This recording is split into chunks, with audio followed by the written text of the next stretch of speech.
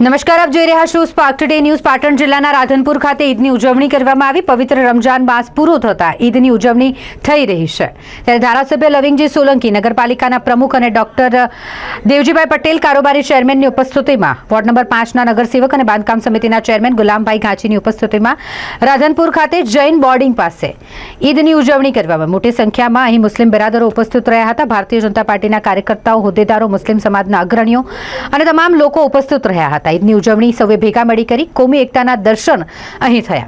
રાધનપુરની અંદર હિન્દુ મુસ્લિમ એક થઈ રાધનપુરનો વિકાસ થાય તેના માટે નગરપાલિકામાં પણ ભારતીય જનતા પાર્ટીને બહુમતી આપી છે, અને ત્યારે ઈદની ઉજવણીમાં પણ ભારતીય જનતા પાર્ટીના કાર્યકર્તાઓ, હોદ્દેદારો, મુસ્લિમ અગ્રણીઓ સૌ એકત્રિત થયા હતા અને ઈદની ઉજવણી કરી હતી।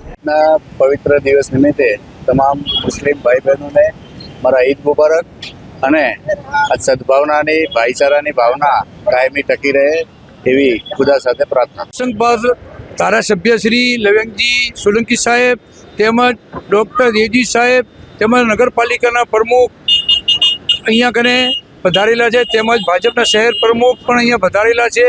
તેમનો ખૂબ ખૂબ આભાર, અને મુસ્લિમ સમુદાયે તેમને હર્ષની લાગણીથી વધાવી અને સ્નેહ મિલનના પ્રોગ્રામમાં આ મહાનુભાવો પધારવા બદલ તેનો મુસ્લિમ સમાજ ખૂબ ખૂબ આભાર વ્યક્ત કરે છે। ખૂબ આજે પવિત્ર માસ રમજાન આજે પૂરો થયો। આજે ચાંદ દેખાઈ ગયો, એટલે આજે ઈદ મુસ્લિમોની, એટલે ઈદ નિમિત્તે મુસ્લિમ બિરાદરો, ભાઈઓ બહેનોને હું ખૂબ જ ઈદ મુબારક પાઠવું છું, શુભેચ્છા પાઠવું છું, અને ભાઈચારાની ભાવના જળવાઈ રહે, એકતા જળવાઈ રહે એ જ હું આશા રાખું।